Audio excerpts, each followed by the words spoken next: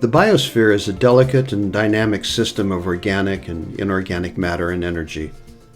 The health of this system is essential to all life on the planet, and yet the actions of humanity threaten to unravel this fragile composition.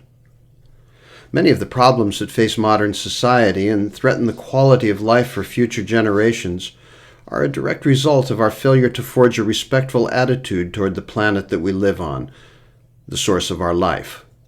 We've failed to develop a positive human ecology. This gap in human thought and action is reflected most dramatically in the way that we use the resources of nature in our daily lives. Much of this is done unwittingly and a result of social convention. One of the most commonly ignored elements of this misuse is our relationship to the food that we eat. An important aspect of reforming our attitudes about food and creating a healthy way of eating is to become mindful of what's involved in the creation of the food that we eat. Who creates it? Where does it come from? How's it processed? Part of reforming our attitudes and actions toward food has to do with creating what's called a commensal relationship with the environment. This means that the resources that are available to us are used in a sensible manner and in a way that does not harm the environment that we depend on. In other words, we become participants in recreating the resources that we've used. Organic farming would be a good example of this, rebuilding the soil so that we can use the same soil again and again, year after year. Unfortunately, the relationship that we have with the environment now can only be called a parasitic relationship. This is a relationship where we're killing the very source of our own being, where the parasite kills the host. There are many aspects of this process. Some are obvious and some seem more abstract, but affect not only our direct physical health, but also the health of society at large. A healthy diet is one that respects all life. The way that we interact with our environment is based on a false assumption that the resources of the planet are infinite. We have fooled ourselves into thinking that we live in an empire of abundance. Those of us who live in the affluent countries of the world exist in societies with overwhelming availability.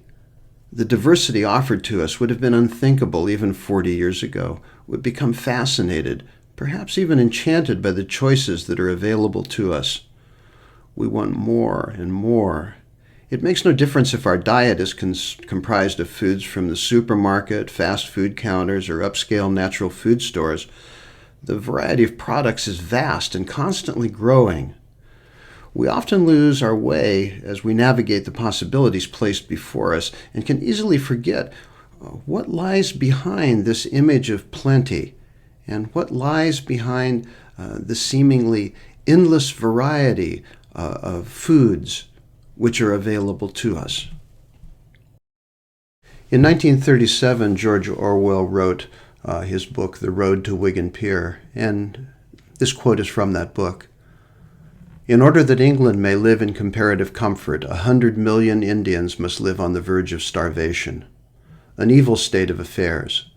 But you acquiesce in it every time you step into a taxi or eat a plate of strawberries and cream." We may think that this statement would be antiquated, but it's not. The fact of the matter is that the modern food chain, the modern food system, and all of the international corporations that are involved in creating it and maintaining it demand slaves. There must be slavery. It is exactly the slavery and exploitation of the poor that makes it possible for many of the foods that we eat to be priced so that we can afford them in the West. So that the affluent nations of the world are building their diet upon food slavery in many respects of the modern diet. We're all aware of the depletion of resources, and this is something that gets quite a bit of press. And particularly when we think about the oceans have changed more in the last 30 years than in all of human history. The seas have lost up to 75% of their large animals, such as whales, dolphins, sharks, rays, turtles. Most of the major fishing zones are fished out and depleted. But there is a human story behind this, too. Recently, the Guardian newspaper, after 6 months of investigation, wrote a story about the slavery, the literal slavery, of the people who work on the boats off of Thailand, catching every kind of fish that exists. Nothing is thrown back. And the reason for all of this overfishing has to do with being able to make fish meal so that we can feed the shrimp that are farmed. This slavery is to the extent that actually people are shackled into their boats and kept there for months on a time. Also that this can be ground up and fed to shrimp because people love shrimp. And shrimp is an exotic and lovely food that many people admire. The shrimp, by the way, are sold in all the major retailers: Walmart, Carrefour, Costco, Tesco. If you're eating a shrimp, you're probably contributing to the slavery of these men that work on these boats, oftentimes who are forced into labor. So the next time that you see a tasty shrimp cocktail on the menu, you just might want to think about that a little bit. And this is just one example of a growing number of incidents all over the world where people are abused in order so that we can have certain foods that we certainly don't need, but that we do want. The picture that's coming up here is the picture of the hands of one of the female workers that work shelling cashews. Cashews have become more and more popular over the years, and particularly, I have to say, in natural food stores. And people love cashews and love to grind them up and use them in desserts and make all sorts of fancy things from them. But the fact is that those cashews exist within a pulp that's very caustic. So the workers who take the cashews out of the pulp have their hands burned, as is shown here. And the thing is that, see, they don't make enough money to really afford rubber gloves that could stop them from the damage.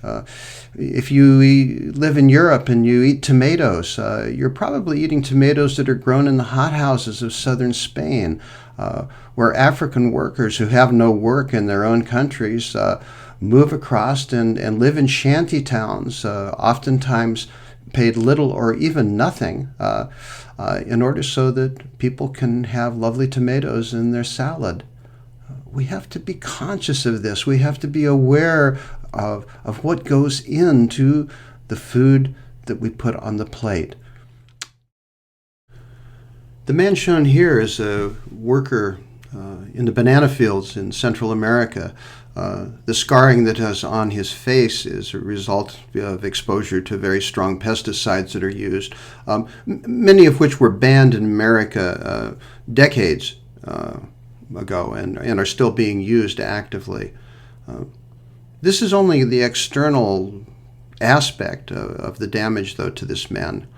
These pesticides have also been a cause for sterility among the native population, so the population of these people is dropping. They cannot afford to grow their own food anymore because they're forced to work growing bananas for America and for Europe, because we do love our bananas. These are just a few small examples of some of the problems that exist in maintaining the modern food chain. I do want to acknowledge the fact that many people will think, well, this doesn't have anything really to do with nutrition. Nutrition has to do with micronutrients and making sure that we get enough antioxidants and vitamin C. I want to suggest to you, though, that nutrition needs to include many different aspects of human life, because nutrition describes our relationship to the environment. Not only our relationship to the physical environment, but also to the social environment.